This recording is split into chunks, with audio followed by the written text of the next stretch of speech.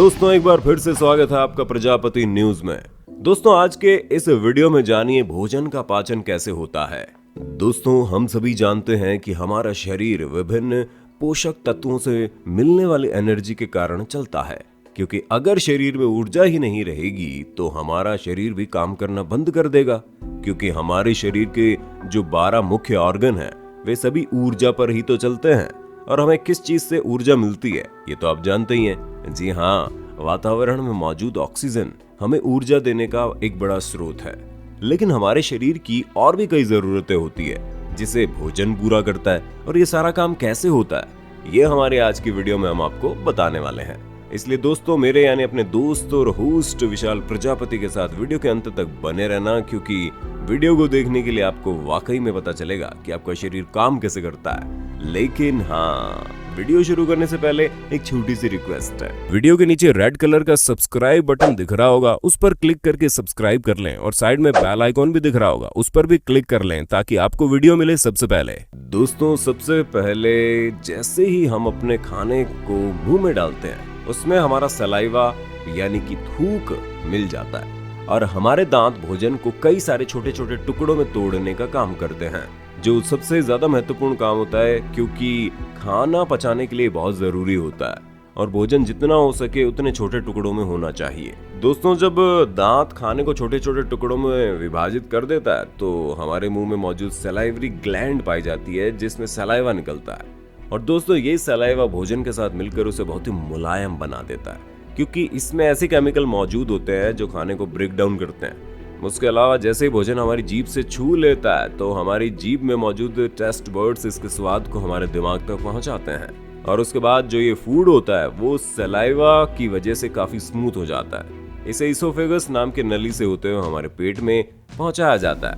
दोस्तों जैसे ही भोजन पेट में पहुंचता है वहीं से इसके पाचन की प्रक्रिया शुरू हो जाती है।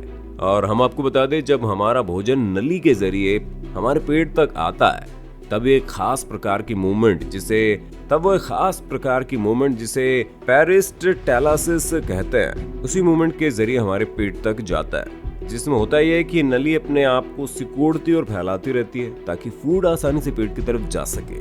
और जैसे ये फूड हमारे पेट में पहुंचता है तो हमारा पेट अपने इनर लाइनिंग से निकलने वाले gastric digestive juices, hydrochloric acid और म्यूकस के साथ बिल्कुल मथ सा जाता है, ठीक वैसे ही जैसे दही को मथा जाता है, यानी आपस में इन्हें मिला देता है। और इसमें होता ये है कि एंजाइम्स खाने में मौजूद प्रोटीन को अलग कर देते हैं और वही हाइड्रोक्लोरिक एसिड भोजन को बहुत ही छोटे छोटे टुकड़ों में बांट देते हैं। और अगर म्यूकस की बात करें तो ये एक चिपचिपा पदार्थ होता है जो कि हमारे स्टमक में ही निकलता है। हमारे स्टमक की दीवार को स्टमक से निकलने वाले एसिड से बचाता है ताकि हमारे स्टमक की दीवार डैमेज ना हो। दोस्तों स्टमक से निकलने वाले हाइड्रोक्लोरिक एसिड की वजह से फूड में मौजूद कुछ हानिकारक बैक्टीरिया हमारे पेट में ही मर जाते हैं। यही कारण है कि बैक्टीरिया हमारे शरीर को ज्यादा नुकसान नहीं पहुंचा पाते। अगर आप इस चित्र को ध्यान से देखेंगे तो आप ये देख सकते हैं कि हमारे पेट से जुड़ा हमारा स्मॉल इंटेस्टाइन, जिसे छोटी आंत भी कहा जाता है, तो हमारा फूड जो पेट में मौजूद कई सारी गैस्ट्रिक डाइजेस्टिव जूसेस से मिल जाता है, उसके बाद इसमें मिले हुए मिक्स मटेरियल को काइम कहा जाता है और यही काइम पेट से छोटी आंत की तरफ आगे बढ़ता है। दोस्तों इस पूरे प्रोसेस में लगभग 2 घंटे का समय लगता है, जो कि अलग अलग फूड प्रोडक्ट पर निर्भर करता है। और जैसे ही भोजन पेट से छोटी आंत की तरफ बढ़ता है इसमें कई तरह के और भी केमिकल रिएक्शन शुरू हो जाते हैं, क्योंकि हमारी छोटी आंत लगभग 7.5 मीटर लंबी होती है, जिसका स्ट्रक्चर काफी ज्यादा उलझा हुआ होता है। दोस्तों हमारी छोटी आंत भी 3 भागों में बटी होती है, जहां सबसे ऊपर के भाग को ड्यूडेनम कहते हैं और इसके नीचे वाले भाग को जिजेनम कहते हैं, और फिर आता है स्मॉल इंटेस्टाइन का सबसे छोटा हिस्सा जिसे इलियम कहते हैं। दोस्तों जब फूड स्टमक से स्मॉल इंटेस्टाइन में आता है तो सबसे पहले ड्यूडेनम में प्रवेश करता है और फिर लीवर से आया हुआ बाइल जूस और पैंक्रियाज से आए हुए पैंक्रियाटिक जूसेस फूड के साथ मिल जाते हैं।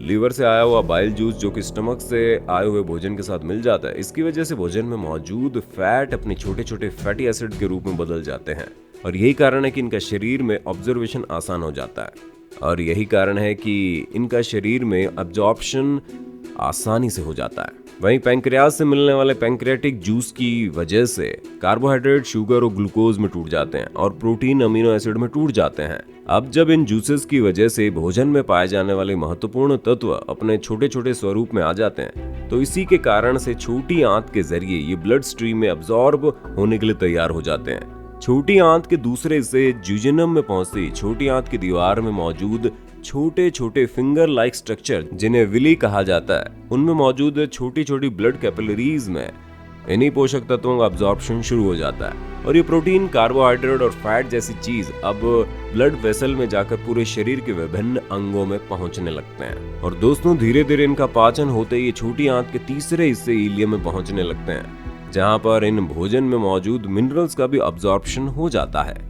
जहां से खून जैसी चीजों को बनाने वाले खनिज तत्व शरीर के विभिन्न भागों में पहुंच जाते हैं। और इतना सब कुछ होने के बाद भोजन छोटी आंत से बड़ी आंत की तरफ बढ़ जाता है, जहां पर हमारे शरीर में पानी का भी अब्जॉर्प्शन होता है और कुछ ऐसे मिनरल्स जो छोटी आंत में अब्जॉर्ब नहीं हो पाए, वे बड़ी आंत से होकर ब्लड स्ट्रीम में चले जाते हैं। जैसे बड़ी आंत लंबाई में 1.5 मीटर होती है और चौड़ाई में छोटी आंत से बड़ी होती है। इसी वजह से जो भोजन डाइजेस्ट नहीं हो पाया होता है, वो वेस्ट मटेरियल होता है जो बड़ी आंत से होता हुआ हमारे शरीर से बाहर निकल जाता है। तो दोस्तों, आप समझ गए होंगे कि हमारे शरीर में इतनी कठिनाइयों के बाद कैसे पचता है हमारा भोजन और हमें ऊर्जा प्रदान करता है। बाकी आपका इस पर क्या कहना है हमें कमेंट करके बताइएगा और इसी तरह की इंटरेस्टिंग वीडियोस को लगातार देखते रहने के लिए हमारे चैनल प्रजापति न्यूज को लाइक, शेयर और सब्सक्राइब तो कर देना। धन्यवाद। हाँ, हम फिर मिलेंगे नए वीडियो में, तब तक के लिए जय हिंद, जय भारत। दोस्तों, आपकी स्क्रीन पे 2 और वीडियोस दिख रही हैं, जिसे देखने के लिए आप इस स्क्रीन पर क्लिक करें। दोनों देखिएगा, बहुत अच्छी वीडियो बनी है।